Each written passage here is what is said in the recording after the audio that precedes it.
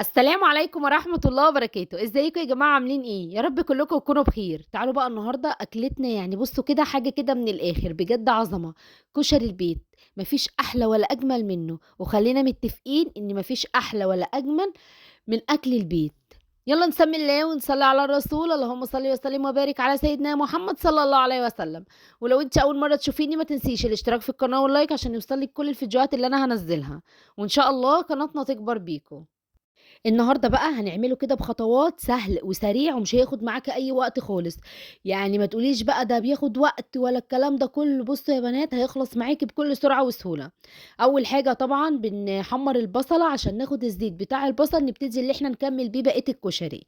تاني حاجة بابتدي اللي أنا أجيب الحمص طبعًا بانقيه واغسله كويس وابتدي اللي أنا أحطه في مَيّة وابتدي اللي أنا أرفعه على النار واسيبه بقى، دي أول حاجة أنا باحطها. خلاص، وبعد كده كمان باحط العدس، يبقى أنا كده باجيب 3 حِلَل، بابتدي حلة أحط فيها مَيّة تغلي عشان أنزل بقى بالمكرونة، زي ما أنتم شايفين كده، خلاص نزلت بالمكرونة هتنزلي بملح وشوية زيت طبعًا قبل ما تنزلي بالمكرونة.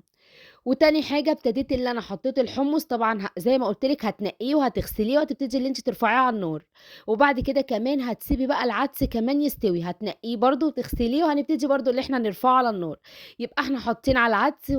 هنبتدي كمان اللي إحنا نحط على الحمص، وكمان المكرونة زي ما أنتم شايفين كده، بس طبعًا أول حاجة بدأت بيها البصل. طبعًا هتقطّعي البصل كده شرايح وهتبتدي بقى اللي أنتِ زيت يكون غزير وكمان تحطّي بقى فيه البصل، ولا هتحطّي دقيق ولا هتحطّي نشا ولا أي حاجة، يا دوب هتطلّعيه تحطّيه في مصفى، وبعد كده من المصفى تحطّيه على مناديل مطبخ وتسيبيه بقى يتهوى، على ما تخلّصي الكشري خالص هتلاقيه اتحمّص معاكِ وبقى حلو جدًا.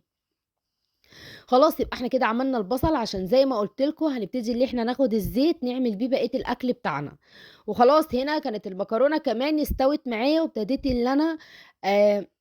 وابتديت اللي أنا صفيتها زي ما أنتم شايفين، وطبعًا غسلت الحلة، وبعد كده ابتديت اللي أنا نزلت بشوية زيت، وكمان زيت ذرة، وبعد كده ابتديت اللي أنا نزلت بمكرونة، وهتنزلي بشوية ملح وفلفل أسود، مش أكتر من كده. زي ما أنتم شايفين نزلت بملح وكمان فلفل أسود، وخلاص كده المكرونة كمان اتعملت معايا، يبقى إحنا حمرنا البصل وزي ما أنا قُلت لكم هنبتدي اللي إحنا نطلّعه في مصفى، ومن مصفى على مناديل مطبخ وتسيبيه يتهوى كده هتلاقيه اتحمّص معاكِ ويبقى حلو أوي، ولا محتاج دقيق ولا كمان محتاج نشا. زي ما أنتم شايفين كمان الحمص أهو بيستوي على النار، هنسيبه بقى يستوي براحته، وكمان الرز على كمان ما باجي أعمل الكشري باعمل كمان معاه رز بلبن عشان ياكلوا كده بقى ويحلّوا، وبتبقى أكلة زي ما قُلت لكم بجد عظمة. خلاص كده الحمص كمان تسيبيه بقى براحته كده يستوي زي ما أنتم شايفين، وكمان العدس هنا استوى معايا زي ما أنتم شايفين كده، بس طبعًا ما نتّكاش على سِوَى العدس أوي، لإن بيكمّل سِواه كمان في الكشري لمّا بنيجي نحطه. وهنبتدي بقى خلاص نعمل كمان الصلصة، شايفين أصلًا اعملي بالخطوات اللي أنا باقول لِك عليها دي، وكمان الكشري مش هياخد معاكِ أي وقت خالص، ويا سلام على طعمه وعلى جماله، بسم الله ما شاء الله، اللهم صل وسلم وبارك على سيدنا محمد صلى الله عليه وسلم. خلاص كان هنا الحمص بيستوي، وكمان هاعمل بقى الصلصة، وكمان عملت المكرونة، وكمان حمّرت البصلة، وكمان العدس استوى معايا، هاجيب بقى توم هابتدي اللي أنا أدُقّه وابتدي اللي أنا أنزل بالزيت طبعًا اللي أنا حمّرت فيه البصل زي ما قُلت لكم، بس طبعًا بتصفّيه، يعني بعد ما بتاخدي البصل منّه هتلاقي قطع صغيّرة بصل كده في الآخر طبعًا بنصفّيه عشان نبتدي اللي إحنا نستخدمه زي ما قُلت لِك في بقية الأكل بتاعنا، وكمان زي ما أنتم شايفين كده ابتديت اللي أنا نزلت بالزيت طبعًا اللي أنا حمّرت بيه البصلة، وهابتدي بقى اللي أنا أنزل كمان بالتوم، التوم طبعًا اللي أنتِ هتفرميه في الكبة أو هتعمليه كده بأي هرّاسة توم، وهنبتدي اللي إحنا ننزل بيه زي ما أنتم شايفين كده، يا سلام على ريحة التوم بقى مع الزيت كده اللي إحنا محمّرين فيها البصلة، يعني حاجة كده عظمة. خلاص كده التوم ده هياخد معايا اللون الدهبي، وهابتدي بقى اللي أنا أنزل بالقوطة وكمان معلقتين الصلصة، وهننزل بملح، شوية بابريكا، شوية فلفل أسود، وخلاص على كده. لمّا آجي أحُط الشطة طبعًا باخد من القوطة دي وأحُط في طبق خارجي وابتدي اللي أنا أعمل الشطة، وتحطّي عليها شوية زيت كده بتبقى معاكِ برضه الشطة حلوة أوي. وهنا زي ما أنتم شايفين طبعًا لازم جنب الكشري يكون معانا رز بلبن، يا سلام على الجمال، بيبقى حلو أوي، أوي. بعد ما بياكلوا كده بقى الولاد يبتدوا اللي هم يحلّوا، بُصّوا هنعمل كمان الرز بلبن بطريقة حلوة جدًا، هتلاقيه كشكش معاكِ كده لمّا يبات في التلاجة، ويا سلام بقى لمّا تاكليه ساقع كده وعليه قشطة، يا سلام! يعني حاجة كده بجد عظمة.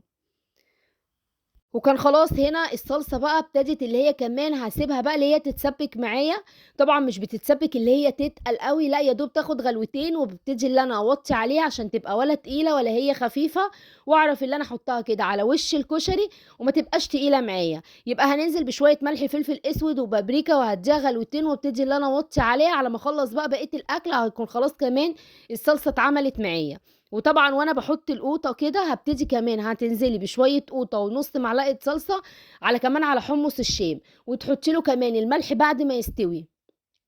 وهنحط فلفل أسود وكمان كمون، وهننزل بليمونة وخلاص كده كمان هيبقى الحمص الشام جاهز معانا، وحلو أوي، أوي. وهنا طبعًا كنت سالقة كمان الرز، وطبعًا كل كيلو لبن بياخد معاكِ نُص كوباية من الرز، ده المقدار المضبوط للرز بلبن، وتنزلي بقى بمعلقتين قشطة وكمان بقى السكر، وطبعًا السكر على حسب الرغبة، بتحبيه مسكّر هتزوّدي نسبة السكر، ما بتحبوش مسكّر أوي هتقللي نسبة السكر، تمام؟ طبعًا هنا بقى كمان كنت خلاص سلقت الرز زي ما أنتم شايفين كده، وزي ما أنا قُلت لِك كيلو اللبن بياخد معاكِ نُص كوباية من الرز. فأنا كنت سالقة بقى الرز، وهنا ابتديت اللي أنا نزلت كمان باللبن ومعلقتين القشطة كده بعد ما اللبن ابتدى اللي هو يسخن شوية، وطبعًا القشطة هتدوب معاه والقشطة هي اللي بتدّي له طعم تاني خالص، ولمّا نيجي بقى ندوّب كمان النشا هنحط معاه معلقتين من الكريم الجانتيه، ونحط كمان السكر وكيسين من الفانيليا، وخلاص كده جاهز معانا شوية رز بلبن حلوين أوي، أوي، واتعمل معاكِ بكل سهولة على ما تخلّصي كمان الرز ويبتدي اللي هو يتشرّب والكشري كمان يكون جاهز، خلاص كده كمان الرز بلبن هيكون جاهز معانا. شايفين بقى هنا يا بنات شكل أصلًا الرز بلبن كمان هيبقى كريمي كده وحاجة عظمة أوي، وكمان لمّا يبات بقى في التلاجة هتطلّعيه تاكليه كده ولا هو ماسك ولا متماسك ولا أي حاجة، لإن طبعًا أنتِ ما تزوّدلوش نسبة النشا. وزي ما إحنا قُلنا كيلو اللبن بياخد معانا نُص كوباية من الرز، هياخد برضه نُص كوباية من السكر ومعلقتين من النشا، ده على مقدار كيلو اللبن، تمام، أنتِ بقى هتعملي 2 كيلو لبن يبقى 4 معالق من النشا وكمان كوباية سكر، وزي برضه هارجع أقول إن السكر على حسب الرغبة، لو بتحبيه مسكّر طبعًا هتزوّدي نسبة السكر عن كده، لكن المقدار المضبوط لكيلو اللبن هو نُص كوباية رز ونُص كوباية سكر وكمان كيس من الفانيليا ومعلقتين من القشطة ومعلقتين من النشا هتدوبيهم في معلقتين كريم جانتيه وخلاص كده هيطلع معاكي احلى واجمل رز بلبن وهيبقى كريمي كده وحلو جدا. هنا طبعا بتحطيش بقى الفانيليا الا في الاخر خالص لما تلاقيه كده اتعمل معاكي وتقل وبقى تقله كمان مظبوط لان احنا عايزينه كريمي زي ما بقولك. هتبتدي برضو اللي احنا هنحط هنا الفانيليا هتديله ريحة حلوة قوي قوي. وطبعًا نزلنا بقى بالنشا مع كريم الجانتيه، يبقى كل كيلو لبن هياخد معاكِ معلقتين من النشا، ونُص كوباية رز، ونُص كوباية سكر، وكيس من الفانيليا، وخلاص كده هتلاقي معاكِ عملتِ رز بلبن بكل سهولة وما خدش معاكِ أي وقت خالص. وبألف هنا وشفا على اللي هياكل. هنا خلاص اتعمل معايا وبقى جاهز إن أنا يا دوب بس أحطه في الأطباق، أسيبه بس يهدى شوية أكون جهزت كمان الأطباق، وبعد كده هابتدي بقى اللي أنا أحطه كده في الأطباق. ويا سلام بقى على وشه كده بيبقى مكشكش كده وحاجة كده حلوة جدًا. طبعًا أنا باحط بقى في الأطباق الكمية اللي إحنا هناكلها، طب الكمية اللي أنا هاحطها في التلاجة بابتدي أجيب بقى الأطباق اللي هي بتبقى مقفولة دي، عشان لمّا أحطه في التلاجة يبقى حلو أوي، ما عندكيش الأطباق دي اللي هي الأطباق الجاهزة اللي هي بتبقى الاستعمال الواحد، خلاص يبقى أنتِ هتحطيه في الأطباقة اللي أنتِ عايزاها وخلاص يبرد خالص، وأي كمية هتبقى معاكِ يعني هتفضل منِّك هتبتدي اللي أنتِ تحطيها في التلاجة، بس ما نسيبش أي حاجة تتحط في التلاجة تكون كده، لازم نغطّيها، فطبعًا هتبتدي اللي أنتِ تغطّي الأطباق بورق استرتش، يعني أنتِ هتعمليه في الأطباق عادي وبألف هنا وشفا، هتاكلوا اللي تاكلوه، وكمان اللي إحنا هنبتدي اللي إحنا نحطه في التلاجة هتغطّيه بورق استرتش، وهتبتدي اللي أنتِ تحطيه في التلاجة، وخلاص كده. تاكليه كمان تاني يوم بقى ساقع كده تحطي بقى على وشه بسبوسة، تحطي على وشه كده قشطة وتاكليه بقى بالطريقة اللي تريحِك وبألف هنا وشفا. خلاص كده هاحط طبعًا كل الكمية اللي معايا بقى في الأطباق زي ما أنتم شايفين واسيبه بقى اللي هو يهدى كده، بعد بقى ما ناكل بقى كده الكشري بألف هنا وشفا هابتدي بقى اللي هُم ياكلوا كمان الرز بلبن، أحلى وأجمل زي ما باقول لِك من برّه بكتير، وكفاية اللي إحنا عاملين الحاجة في البيت وضامنين نضافتها. شايفين بقى أصلًا عملنا كمان كمية قد إيه بسم الله ما شاء الله. دايمًا، دايمًا يا بنات لمّا نيجي نشوف أي حاجة حتى لو على نفسنا، على ولادنا، على أي حد حوالينا، لازم نسمّي الله، لازم نسمّي الله، لازم نقول بسم الله ما شاء الله، لازم نقول الله أكبر، لإن مثلًا إيه، ما نشوفش الحاجة الله دي الحاجة دي جميلة، مثلًا واحدة صاحبتِك، أختِك، قريبتِك، جات بتقول لِك على حاجة، إيه رأيِك في الحاجة الفلانية؟ إيه رأيِك في مثلًا في الطقم الجديد، إيه رأيِك في الحاجة اللي هي جايباها، أيًا كان الحاجة دي، الله دي جميلة، لأ نسمّي الله، بسم الله ما شاء الله، اللهم صل على النبي، بسم الله ما شاء الله، ربنا يبارك لِك فيها، ربنا يهنيكِ بيها، دايمًا نسمّي الله على الحاجة يا بنات، دايمًا، دايمًا لمّا نشوف حاجة بعينينا لازم نسمّي الله، نقول بسم الله ما شاء الله، الله أكبر، لأ الحاجة دي جميلة، قبل ما نقول اللي هي حلوة، هنقول حلوة وجميلة وكل حاجة، بس لأ، قبل ما نقول كده لازم نقول الله، بسم الله ما شاء الله. حتى يا بنات لو الحاجة دي بتاعتِك، ملكِك، لازم برضه تسمّي الله عليها، وطبعًا ما فيش أحلى من إن إحنا نسمّي الله في كل وقت، حتى وإحنا واقفين نعمل الأكل نسبّح ربنا على طول سبحان الله والحمد لله ولا إله إلا الله والله أكبر، لازم دايمًا حتى وأنتِ واقفة بتعملي الأكل، واقفة بتغسلي المواعين، لازم نذكر الله في كل وقت، خلاص كده زي ما أنتم شايفين الرز بلبن طبعًا حطيته بقى في الأطباق واسيبه بقى اللي هو يهدى كده على ما الولاد تاكل، وهابتدي كمان بقى اللي أنا أعمل إيه، أحمّر بقى الشعرية وابتدي بقى أحط مكونات الكشري، وتعالوا شوفوا بقى هنحط المكونات إزاي، وهنا زي ما أنتم شايفين كمان شايفين أصلًا البصل شكله عامل إزاي، مقرمش بقى كده وتحطيه بقى على وش الكشري يا سيدي على الجمال، خلاص كده ابتديت برضه اللي أنا نزلت ببقية كمية الزيت وهابتدي اللي أنا أنزل بقى بالشعرية زي ما أنتم شايفين. والشعرية هتاخد معايا لون دهبي، هابتدي طبعًا أحط العدس بقى، العدس اللي إحنا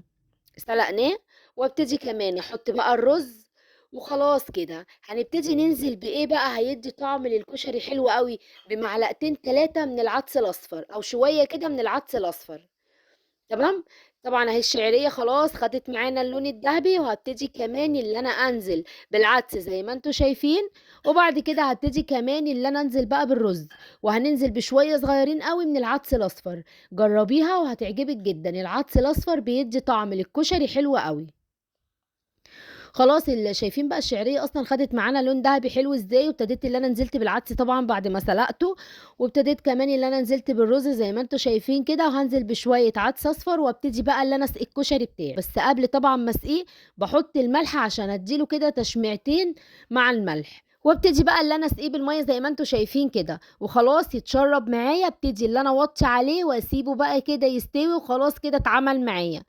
الرز بتاع الكشري خلاص هيبقى جاهز معايا، وكمان المكرونة جاهزة، والحمص عملناه، والرز بلبن كمان في الأطباق جاهز كمان وحلو أوي، وكمان زي ما أنتم شايفين كده البصل، وخدنا كمان عملنا شطة،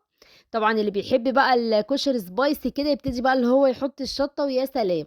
والحمص كمان جاهز زي ما أنتم شايفين، أهو الرز بقى شايفين أصلًا سخن وحلو إزاي، يا سلام على الجمال، ده شكله بس كده لوحده يفتح النِفس. والصلصة خلاص جاهزة معايا، وزي ما أنتم شايفين كده الرز بقى لسه سخن كده بقى ونازل من على النار، بيبقى حلو أوي. هنبتدي طبعًا اللي إحنا بقى نغرف كده الأطباق، نحط الأول رز، بعد كده نبتدي اللي إحنا ننزل بقى بالمكرونة، وبعد كده نحط بقى الصلصة، يا سلام على الصلصة، حلوة جدًا، جدًا، شايفين أصلًا لونها جميل إزاي، ولا هي تقيلة ولا هي خفيفة، عشان نعرف اللي إحنا نحطها على وش الكشري ويبقى حلو أوي معانا. وطبعًا بقى نحط كمان حمص الشام، طبعًا هنحط على وش الكشري، وكمان نحط بقى كده كوبايات بقى حمص كده جنب الكشري يا سيدي، ونحط بقى كمان البصل زي ما أنتم شايفين، وخلاص كده غرفنا أحلى وأجمل طبق كشري، طبعًا هتاكليه برّه عمره ما هيبقى بالكمية دي، الأطباق عمرها ما هتبقى بالكمية دي، وكمان ولا أنضف كمان من كده، عملناه في البيت بكل سهولة وما خدش معانا أي وقت خالص، وطلع الطبق العظمة ده، شايفين أصلًا شكله يفتح النِفس إزاي، وطبعًا هتاخدي بقى من الصلصة كمان تعملي شطة وتحطي عليها شوية زيت برضه من اللي إحنا حمّرنا فيه البصل، وكمان هيبقى معاكِ الشطة كمان جاهزة اللي أنتِ تحطيها كده بقى على وش الكشري، يا سيدي على الجمال، بسم الله ما شاء الله، وبألف هنا وشفا على اللي هياكل. شايفين أصلًا شكل الأطباق يفتح النِفس إزاي؟ عايزة بقى تزوّدي الشطة، عايزة تزوّدي الصلصة، الحمص، البصل، براحتك. أنتِ عاملة الحاجة في البيت وعاملاها بكمية طبعًا بسم الله ما شاء الله، وتاكلي بقى من الحاجة براحتك. عشان كده باقول الحاجة في البيت أحلى وأجمل وأنضف من برّه بكتير. وإن شاء الله نعمل مع بعض فيديوهات تانية كتير، ونعمل مع بعض أحلى الأكلات وأحلى الوصفات. لو أنتِ بقى من الفيسبوك ما تنسيش تعملي لي متابعة، وكمان لو من اليوتيوب ما تنسيش تعملي لي اشتراك. وإن شاء الله، إن شاء الله نعمل مع بعض فيديوهات تانية كتير. شايفين أصلًا شكل الكشري بعد ما غرفته وحطيت كده على الوش بقى البصل وكمان الحمص، وشايفين أصلًا الحمص كمان حطيته لوحده كده بقى في كوباية والّا مَيّة الحمص. طبعًا هنملّحها كويس وكمان مع الكمون وشوية الفلفل الأسود والبابريكا والليمون، وخلاص كده هيبقى معاكِ أحلى كوباية حمص شام. وطبعًا هنسيبه بقى يستوي براحته، بس لازم عشان الحمص الشام يستوي كويس لازم تنقعيه أقل حاجة 3 ساعات، وبعد كده تبتدي اللي أنتِ ترفعيه على النار. وخلاص كده هيبقى كمان الحمص جاهز معاكِ، بس طبعًا عشان يستوي كويس زي ما باقول لِك لازم تكوني ناقعاه. وشايفين أصلًا الرز بلبن كمان شكله عامل إزاي؟ يا سلام! كريمي كده وحاجة كده زي العسل. وإن شاء الله نعمل مع بعض فيديوهات تانية كتير، واشوفكم على خير إن شاء الله الفيديو اللي جاي. والسلام عليكم ورحمة الله وبركاته.